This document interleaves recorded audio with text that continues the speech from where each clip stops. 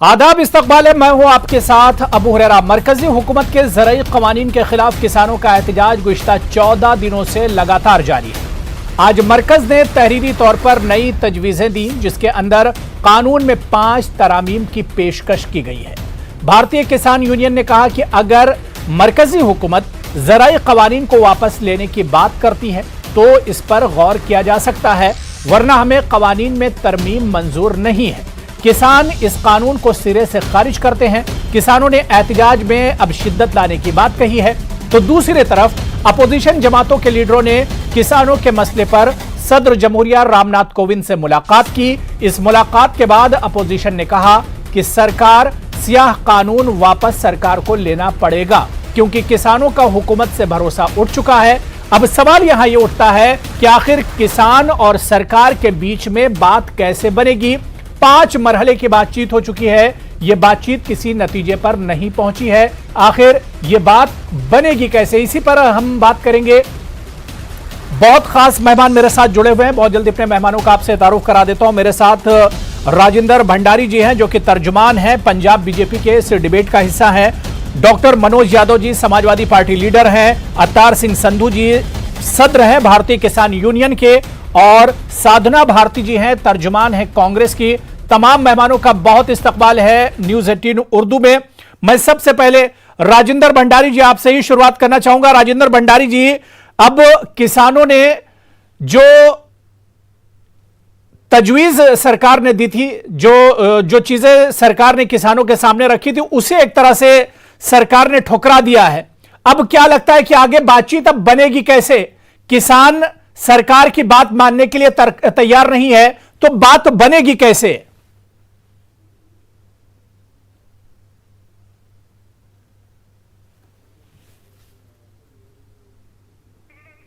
राजेंद्र भंडारी जी, मुझे सुन पा रहे हैं सर आप?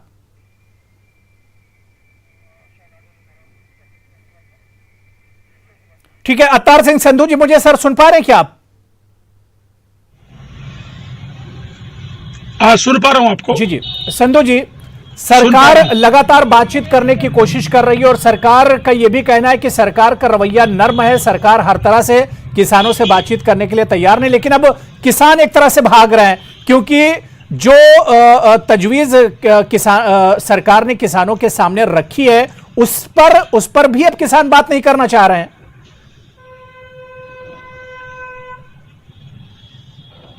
देखिए अब्बू जी, देखिए जो कल रात को जो बात हुई थी माननीय गृह मंत्री से किसानों की, तो उसमें अब पूर्ण उम्मीद थी भाई कोई ना कोई रास्ता निकलेगा।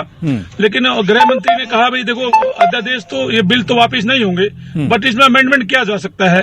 अब किसानों का यही कहना है, जो मैक्सिमम किसान लीडर है उनका यही कहना है, देखिए इन अध्यादेशों में बहुत त्रुटियां हैं जो किसान के लिए फ्यूचर में नुकसान करेंगी, और उद्योगपति और जो बड़े व्यापारी है उनको फायदा करेंगी, छोटे किसान को इससे बहुत नुकसान होने वाला है। तो अब उसकी अगर देखें तो निश्चित रूप से सरकार किसानों को ये कहना है भी ये बिल पूरे तरह से निरस्त होना चाहिए।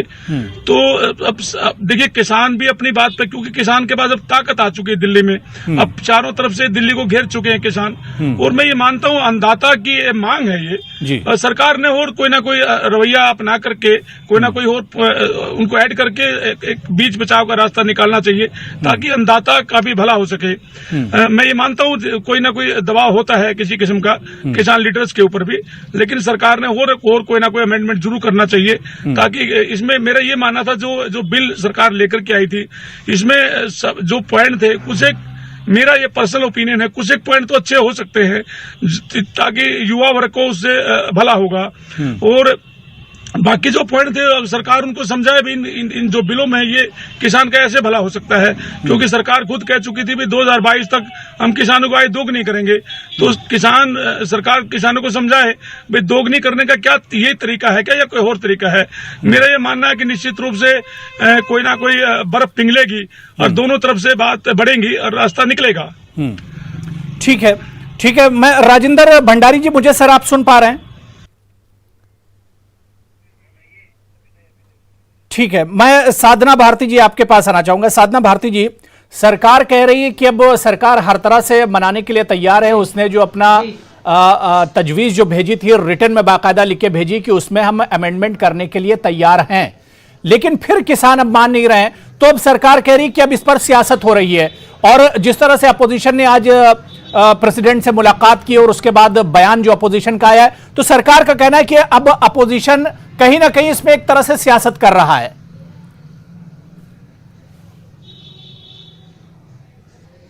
देखिए, कांग्रेस की राष्ट्र प्रवक्ता होने के साथ साथ मैं हर बार आपकी डिबेट पे आती हूँ और हर बार मैं कहती हूँ कि मैं खुद किसान परिवार की बेटी हूँ। उस नाते भी मैं उस एंगल से भी देखती हूँ इस चीज को। मैंने खुद 5 साल की उम्र में संसद भवन पर गिरफ्तारी दी थी किसानों की मांगों का समर्थन करते हुए। ये कोई आज की बात नहीं है कि भाजपा जब भी सत्ता में आती है तब किसानों के साथ अत्याचार, अनाचार, भेदभाव जैसी नीतियों को अपनाती है। पहले भी ये भूमि अधिग्रहण का बिल लेकर आए थे, लेकिन तब भी सोनिया जी सहित कई विपक्षी दलों ने संसद भवन से राष्ट्रपति भवन तक मार्च करके आपत्ति भी जताई और हमने उसको वापस कराने में सफलता भी पाई थी। एक बार फिर ये 3 काले कानून लेकर आए हैं। अब आप मुझे ये बताइए, विपक्ष का रोल क्या होता है? एक लोकतांत्रिक देश में विपक्ष का यही धर्म है कि अगर कोई भी अनीति किसी के साथ, कोई अन्याय किसी के साथ, कोई अनाचार किसी के साथ हो रहा है तो सरकार की खिलाफत करता है विपक्ष उसमें। आज जब किसान खुद मना कर रहे हैं कि भाई हमें ये कानून चाहिए ही नहीं, हमें ये रिफॉर्म चाहिए ही नहीं, आप मत कीजिए, आप हम जैसे तो वैसे कर दीजिए, एमएसपी को लिखित में दे दीजिए, आप क्यों काला कानून लेकर जबरदस्ती आना चाहते हैं, क्यों थोपना चाहते हैं? मैं बार बार एक चीज कहती हूँ, मोदी जी ने जब कोरोना का कहर एकदम पीक पर था तब हमने सबने सुना था, उन्होंने कहा था कि आपदाओं में अवसर ढूंढिए। मुझे लगता है कि देश के चंद उद्योगपतियों के लिए नरेंद्र मोदी जी ने आपदाओं की आड़ में इस काले कानून को लाकर एक अवसर निकाला है उनकी जेब में फिर से पैसा पहुंचाने के लिए। अगर किसानों की उन्होंने सुनी होती तो हम तो पहले ही कह रहे थे अध्यादेश को विशेष समिति को भेज दिया जाए, लेकिन उन्होंने नहीं भेजा। अध्यादेश चोर दरवाजे से लाए, राज्यसभा में कम बहुमत होने के बावजूद वॉइस वोटिंग कराई, राज्यसभा के सांसदों ने विरोध किया तो निलंबित कर दिया गया। और अब ये जो भंडारण का कानून लेकर आए, इस कानून में एक त्रुटि नहीं है बाबू जी, इसमें बहुत सारी त्रुटियां हैं। ये कह रहे हैं भंडारण लेकर आए, अनलिमिटेड कर दिया है। 1944 में जब बंगाल में सूखा पड़ा तब उस समय ईस्ट इंडिया कंपनी के अधिक भंडारण के कारण 40 लाख से अधिक लोग उस समय भूख से मर गए थे। आज फिर वही कानून आ रहा है तो भंडारण के अधिक होने पर काला बाजारी बढ़ेगी, किसान बर्बाद हो जाएगा, एपीएमसी एक्ट हटा देंगे तो मंडियां बर्बाद हो जाएंगी, पल्लेदार मजबूर आड़ती की जो इनकम है, जो कमीशन मिलता है वो खत्म हो जाएगी। ठीक है, नहीं यही सभी परेशानियां तो किसानों को भी सता रही हैं, यही डर तो किसानों को भी सता रहा है, जिसकी वजह से किसान 14 दिनों से लगातार प्रोटेस्ट कर रहे हैं, बल्कि उससे पहले से किसान प्रोटेस्ट कर रहे हैं। मैं डॉक्टर मनोज यादव जी आपके पास आना चाहूंगा, लेकिन उससे पहले अवतार सिंह संधू जी आप कुछ कहना चाह रहे हैं, जल्दी से अपनी बात पूरी कर लीजिए संधू जी। हाँ, मैं ये कहना चाह रहा हूँ, देखिए जो कांग्रेस की जो प्रवक्ता बोल रही थी, मेरा ये मानना है कि 2000 जब 10 साल तक कांग्रेस की सरकार थी केंद्र में, तो स्वामीनाथन आयोग की रिपोर्ट किसानों के लिए सबसे बड़ा मुद्दा था। अगर कांग्रेस के समय में स्वामीनाथन के आयोग की रिपोर्ट लागू हो जाती तो किसानों का बहुत भला होता। स्वामीनाथन का आयोग रिपोर्ट कांग्रेस ने खुद उसको बनवाया था और खुद उसको लागू नहीं किया, तो क्या किसानों का भला कांग्रेस ने किया है क्या? मैं ये जानना चाहता हूँ। कांग्रेस की प्रवक्ता जिस तरीके से बोल रही थी, जिस तरीके से मैं मानता हूँ इन अध्यक्षों में, ठीक है, साधना भारती बहुत छोटा सा रिएक्शन इसका जवाब दे रही है। संधू जी अब जवाब सुन लीजिए, साधना भारती इसका जवाब दे रही है। जी साधना जी, कांग्रेस पर भी सवाल उठता है।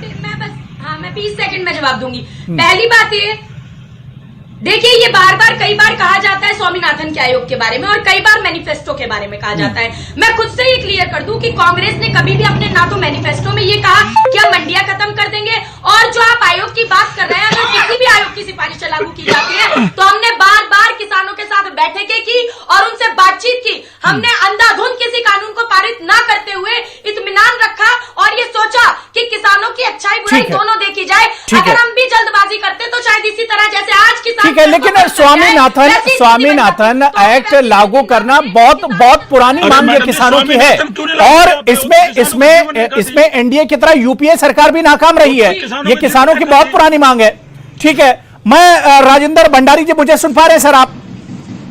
हाँ सुन रहा हूं जी राजेंद्र जी, सवाल यह है कि जो प्रस्ताव रखा था, जो तजवीज सरकार ने किसानों के सामने रखी थी, वो नामंजूर है किसानों को, किसानों ने उसे ठुकरा दिया है। क्या लगता है कि बात कैसे बनेगी? क्या ये किसान इसी तरह से लगातार प्रोटेस्ट करते रहेंगे? देखिए, अगर 2 कदम सरकार आगे बढ़ी है हमारे हिसाब से तो बहुत आगे आई है, तो किसानों को भी चाहिए कि वो उसी ढंग से आगे पॉजिटिव रिस्पॉन्स दे। और दिक्कत ये है कि अगर अड़िया रवैया रहा तो देश किस तरफ लेके जाना है। सरकार तो ऐसी नहीं है, डेमोक्रेटिक प्रोसेस है, इनकी वोटों से सरकार आई है, इनके लिए ही काम करना है, आगे भी इनके बीच में ही जाना है। हम ऐसा तो कुछ नहीं करेंगे जिनसे इनके हितों को कोई चोट पहुंचे। तो देश, इनके हित और सभी को साथ चलने का जो मोदी सरकार का मंत्र है, उसी दृष्टि से सब कुछ कर रहे हैं। लेकिन जो रिफॉर्म्स हमने अभी तक इंडस्ट्री में लाए हैं, जो रिफॉर्म्स हम इकोनॉमी में ला रहे हैं, तो उसमें एग्रीकल्चर भी सम्मिलित है। और एग्रीकल्चर में भी रिफॉर्म्स के साथ किसानों का हित हमें सर्वप्रिय है।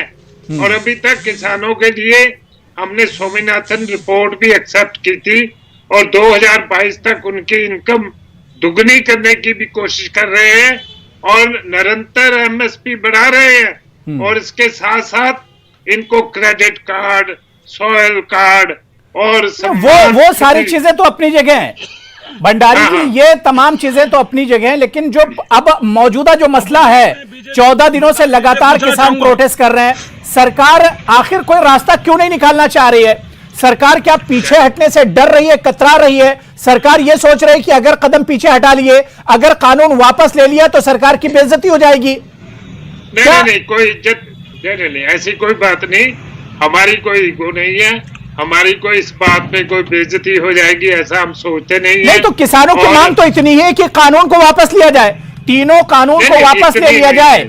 इससे सरकार क्यों कतरा रही है? सरकार सीधे इस पर बात करने से क्यों कतरा रही है? ऐसे है, कानून के किन प्रावधानों से उनको दिक्कत है, कानून वापस लिया जाए, ये तो बात नहीं ठीक हुई। आपको कोई प्रावधान अच्छे नहीं लगते उसकी बात करें ना, ये ऐसे नहीं। किसान तो कह रहे हैं उन्हें पूरा कानून ही पसंद नहीं है। वो किसानों ने तो साफ साफ कह दिया है भंडारी जी, किसानों ने साफ साफ कह दिया। आज अगर किसानों की पीसी आपने सुनी होगी तो किसानों ने कहा कि ये जब तक कानून खत्म नहीं होता उससे कम पर हम मानने ही वाले नहीं है, पूरा कानून सरकार को वापस लेना ही होगा। ये ऐसे है कि आप जब हम किसानों से बात करते हैं, हम उनको कन्विंस करते हैं, ऐसे किसान हमें कन्विंस करें और यहाँ सहमति बनती है, उसके हिसाब से चलें। लोकतंत्र का तो यही तरीका है, बातचीत का यही तरीका है। ठीक है, डॉक्टर मनोज यादव साहब, मनोज यादव जी, मैं आ रहा हूँ, साधना भारती जी, मैं मनोज यादव जी बहुत देर से वेट कर रहे हैं, उन्हें भी डिबेट में जोड़ लेता हूँ। डॉक्टर मनोज यादव सर, क्या लग रहा है कि बात कैसे बनेगी? सरकार पीछे हटने के लिए तैयार नहीं, सरकार ने प्रस्ताव दिया, अब किसानों को वो भी मंजूर नहीं है। क्या आपको लग रहा है कि आखिर बात कैसे बनेगी?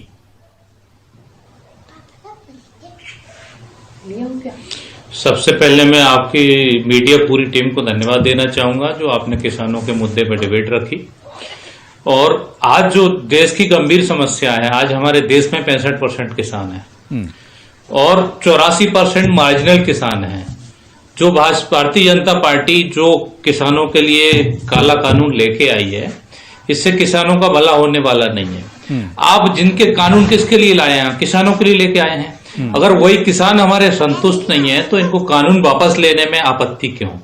क्योंकि कोरोना काल में इन्होंने अध्यादेश की, आप डेट देखें, कोई भी अध्यादेश कब लाया जाता है? जब कोई बहुत विशेष विपत्ति होती है। लेकिन कोरोना काल में ये इस अध्यादेश को लेके आए हैं, बिना संसद के लेके आए हैं, बाद में इन्होंने संसद में पास कराया है। तो आप लोग गंभीरता को समझिए कि ये सिर्फ जो बड़े बड़े बिजनेसमैन हैं, कॉर्पोरेट घराने हैं, उनके लिए कानून बनाया गया है। उदाहरण के लिए आप ले लीजिए, जो समांतर मंडियों की बात कर रहे हैं कि मंडियां, जो हमारी मंडियां हैं खोल दी जाएंगी, आपको अच्छा रेट मिलेगा, इसकी गारंटी कौन लेगा? जैसे अभी जियो आया, सरकारी उपक्रम हमारा बीएसएनएल था, तो उसके सामने क्या हुआ? बीएसएनएल खत्म होने की स्थिति में है। आज ये लोग अपने मनमाने रेट बढ़ाते जा रहे हैं। वही हालत किसान की होगी। और जो डिजिटल ये लोग करने जा रहे हैं, किसान किसके पीछे घूमेगा? तो सबसे बड़ा डर किसान को यही है। और जब तक इन चीजों पर ध्यान नहीं दिया जाएगा, ये काला कानून वापस नहीं होगा। भाई, आप जिसके लिए कानून लाए हैं, किसानों के लिए लाए हैं, अगर किसान खुश नहीं है तो आपको वापस लेने में क्या परेशानी है? ठीक है। और आपको बता दें कि जब 6 साल पहले, ठीक है। अवतार सिंह संधू जी, सवाल यही उठ रहा है कि 14-15 दिन तकरीबन हो गए, बल्कि कानून आने के बाद ही से किसानों में थोड़ी सी बेचैनी थी, लेकिन 15 दिनों से जो लगातार प्रोटेस्ट किया जा रहा है, आज किसानों ने कहा कि जयपुर दिल्ली हाईवे को हम पूरी तरह से बंद कर देंगे। 14 दिसंबर को फिर पूरे मुल्क में धरने किए जाएंगे, प्रोटेस्ट किए जाएंगे। सवाल ये उठ रहा है, क्या ये सिलसिला ऐसे ही चलता रहेगा या कुछ रास्ता निकलेगा? क्योंकि सरकार बात करने की कोशिश कर रही है, लेकिन किसानों की तरफ से अब कोई पॉजिटिव इशारा नहीं मिल रहा है। देखिए अब्बू जी, मेरा ये कहना है इस पे, अभी 10 किसान शहीद हो चुके इस आंदोलन में। अभी 10 किसानों की जो शहादत किसानों को हुई है, मेरी सरकार से एक मांग है, खासकर इस आंदोलन के चलते चलते उन किसानों को रिलीफ दे। जैसे उसके परिवार को एक कम से कम एक सरकारी नौकरी और 1 करोड़ रुपया शहीद का दर्जा दे उस किसान को। वो देखिए, ये सारी चीजें संधू जी, ये सारी चीजें तो आपकी अपनी जगह सही है और ये सारी चीजें बाद में भी हो सकती हैं, लेकिन जो बड़ा मसला देखिए, आप किसानों की शहादत के लिए तो प्रोटेस्ट पर नहीं बैठे हैं। आप अपनी बात को लेकर, जो किसान शहीद हुए हैं, जिन किसानों ने अपनी जान दी है, वो इसलिए ताकि इस कानून को हटाया जाए। मैं ये चाह रहा हूं कि सरकार अमेंडमेंट करने के लिए तैयार है, सरकार ने अपना प्रस्ताव रखा है। क्या आप किसानों को अपनी तरफ से कुछ पॉजिटिव साइन देना चाहिए? देखिए अब्बू जी, मैं वही अब बताना चाहता हूं। देखिए, अगर मैं बीजेपी के प्रवक्ता से बात करूं, भंडारी जी से, तो सरकार ने स्वामीनाथन आयोग की रिपोर्ट को लेकर के सुप्रीम कोर्ट में एफिडेविट दे दिया और इधर सरकार कहती है 2022 तक आय दोगुनी कर देंगे। और दिवाड़ी की रैली में प्रधानमंत्री ने 2014 में कहा था, स्वामीनाथन आयोग की रिपोर्ट C2 के आधार पे हम पहली कलम से लागू करेंगे। तो कैसे विश्वास करे सरकार पे? और वर्बल में सरकार कह रही है, लिखित में अगर 5 पॉइंट लेकर के आई, उन 5 पॉइंटों से किसान का भला होने वाला नहीं है। तो हम तो ये कहते हैं, अगर वाकई कानूनों में त्रुटि है तो इनको वापस करके नया बिल लेकर के आए और जो किसान चाहते हैं उनके आधार पे, उनकी भावना की कदर करते हुए, उनकी सहूलियत की कदर करते हुए, उनका भला चाहते हुए, ताकि आपका जो वादा है 2022 तक आय दोगुनी करने का, वो पूरा भी हो सके और बिलों को दोबारा अमेंडमेंट कर दे। क्या दिक्कत क्या है उसमें? ठीक है ना, इस पर हम दोबारा भंडारी साहब से इस पर सवाल करेंगे। मैं साधना भारती जी, आज अपोजिशन लीडरों ने, जिसमें राहुल गांधी भी शामिल थे, शरद पवार जी भी शामिल थे, प्रेसिडेंट से मुलाकात की और उस मुलाकात के बाद इन लीडरों ने कहा कि ये जो कानून है इसे वापस लेना ही पड़ेगा सरकार को, क्योंकि किसानों का भरोसा एक तरह से टूट चुका है सरकार से। सवाल ये उठ रहा है कि क्या ये तमाम हालात इसी तरह से बने रहेंगे? इसमें अब बीच का रास्ता कैसे निकलेगा?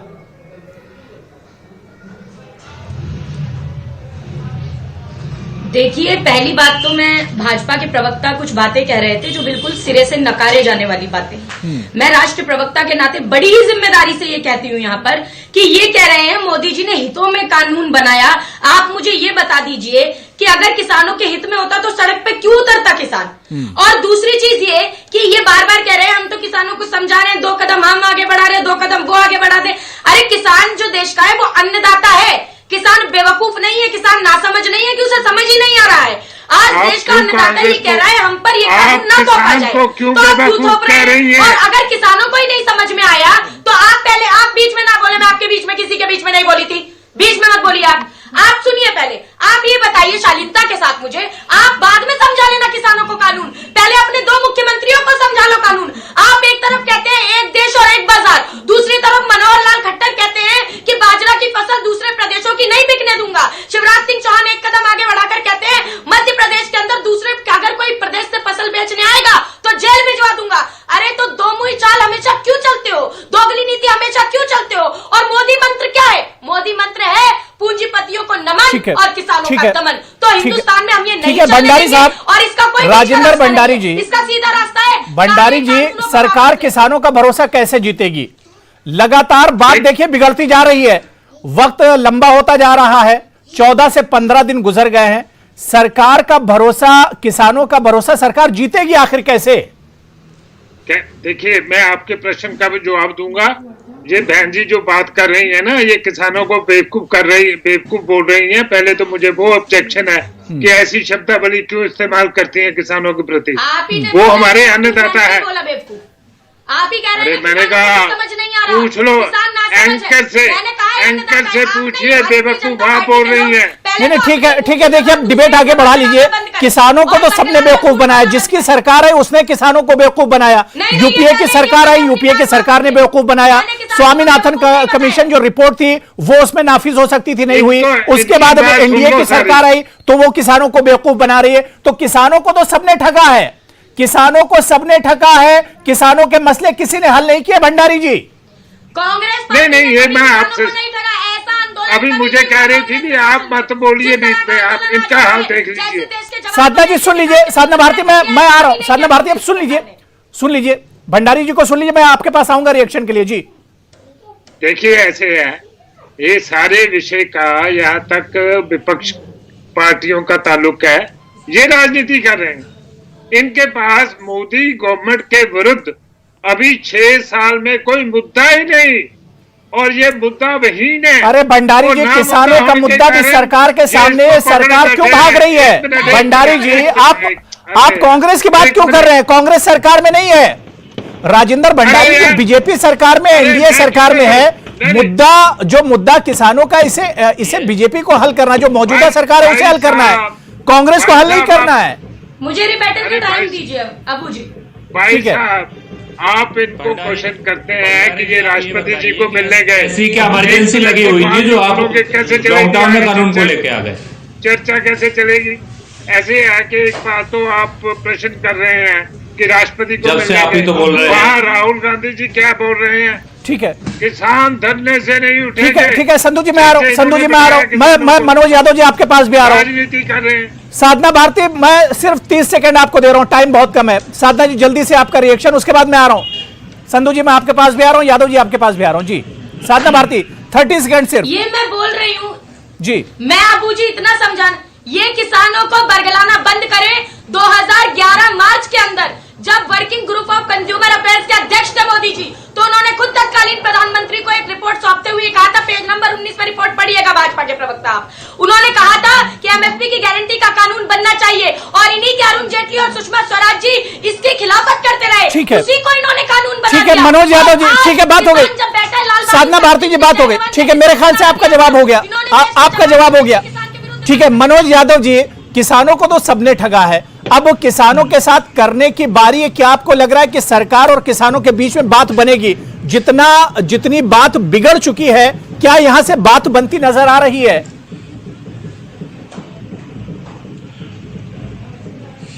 बात बिल्कुल बन सकती है, सिर्फ भारतीय जनता पार्टी किसानों के मुद्दे सुने, जो काला कानून है उसको वापस ले ले। किसान हमारे इतने अच्छे लोग होते हैं, आप देखेंगे पूरे 15 दिन से कहीं भी कोई उन्होंने अभद्रता नहीं की है।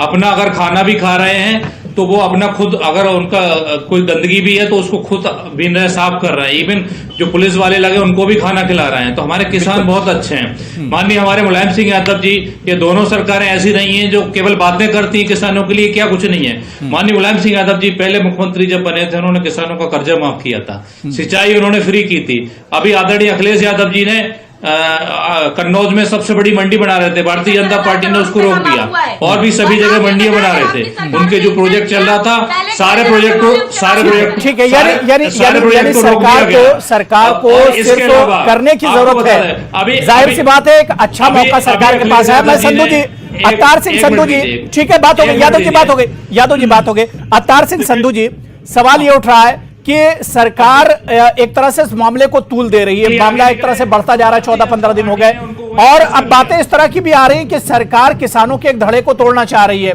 क्या आपको लगता है कि सरकार इसमें कामयाब होगी? और अगर किसान आपस में टूट जाते हैं तो फिर ये एक बार किसानों का ख्वाब ही रह जाएगा? देखिए, पूरे देश का किसान एकता से है और पूरे देश का किसान बिल्कुल टूटने वाला नहीं है। ये जो कांग्रेस की, जो बीजेपी की चाल है, इनको दो फाड़ करना बिल्कुल कामयाब नहीं होने दिया जाएगा।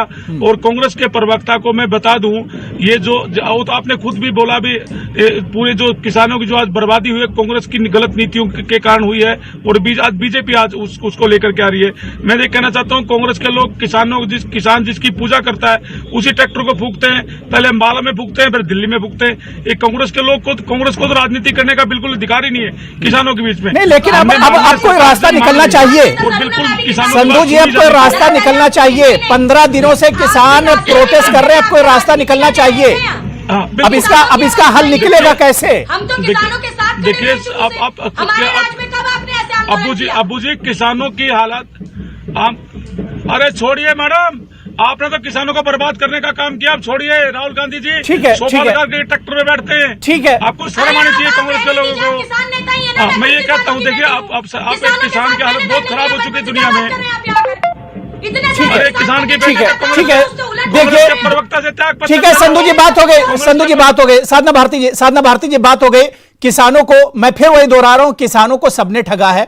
किसानों के जख्मों पर मरहम लगाने का वक्त है और सरकार के पास यह बहुत अच्छा मौका है कि जो मसाइल हैं, जिन बातों से सरकार किसान डर रहे हैं, उस डर को, खौफ को सरकार को निकालना चाहिए, सरकार को आगे आना चाहिए और जिन जिन बातों को लेकर परेशान है किसान, उन परेशानियों को सरकार को दूर करना चाहिए। बहुत बहुत शुक्रिया राजेंद्र भंडारी साहब, मनोज यादव साहब, अवतार सिंह संधू जी और साधना भारती जी, सभी का बहुत बहुत शुक्रिया मेरे साथ डिबेट में जुड़ने के लिए।